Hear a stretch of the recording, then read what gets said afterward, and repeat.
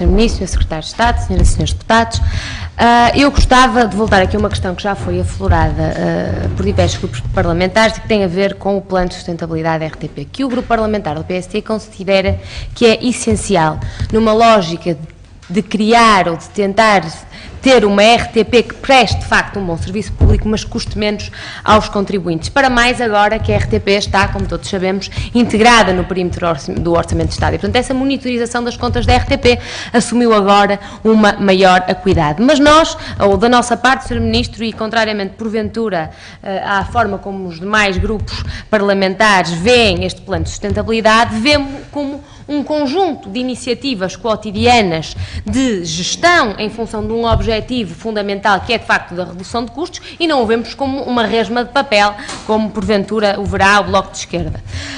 E eu gostava de perguntar, Sr. Ministro, se nos pode adiantar alguns números ou algumas metas que, porventura, possam ou não ter sido atingidas quanto ao êxito deste plano ou se teremos que aguardar pelos números da execução orçamental que também devem ficar disponíveis a breve trecho.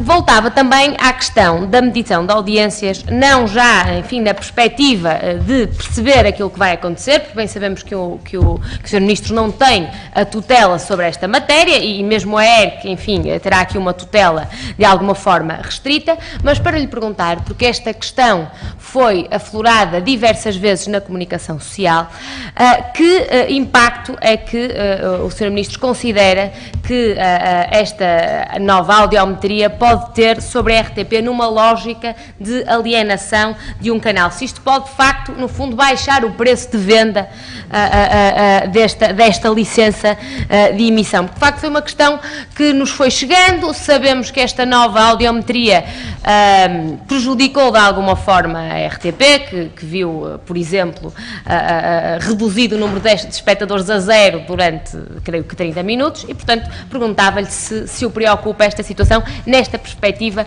de alienação de uma licença. E voltando também a esta questão, que sabemos que é uma questão polémica, mas como disse bem, que estava no programa eleitoral com que o PST se candidatou a eleições, está no programa do Governo e, portanto, não queremos fugir a ela, embora ela seja diabolizada aqui pela oposição, e eu gostava de salientar que a marca RTP constitui, de facto, um património histórico dos portugueses e nesse sentido foi de facto com muito agrado que ouvimos o Sr. Ministro dizer que de facto esta marca continuará a ser pública. Queremos que de facto não poderia deixar de assim suceder.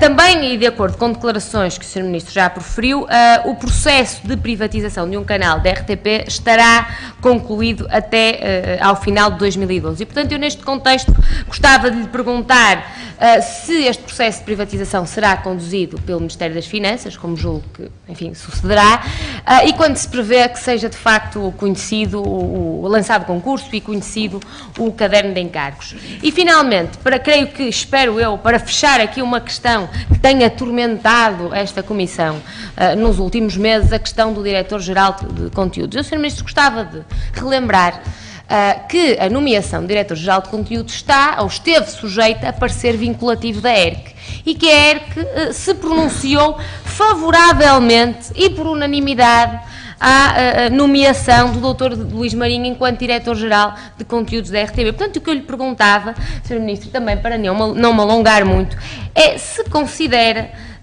que, apesar de o cargo não estar expressamente previsto na lei da televisão, não há aqui uma discricionariedade, no fundo, quanto à sua criação. E, por outro lado, se a ERC não parece, aos olhos do Ministério, do Sr. Ministro Adjunto e dos Assuntos Parlamentares, uma entidade idónea, no fundo, para se pronunciar sobre esta matéria e para emitir o seu parecer sobre esta matéria. De facto, ao grupo parlamentar do PST, parece-nos que o parecer da ERC é absolutamente evidente, mas a questão tem suscitado alguma celeuma nos vários grupos parlamentares. E, finalmente, Sr. Ministro, também para saudar pela iniciativa conjunta também com a Sra. Presidente da Assembleia da República, no sentido de colocar o canal Parlamento na televisão digital terrestre, o que nos parece, de facto, que é importante para que o escrutínio sobre a atividade do Parlamento e dos deputados possa ser estendido a todos os portugueses. Sabemos que isto acarretará alterações legislativas,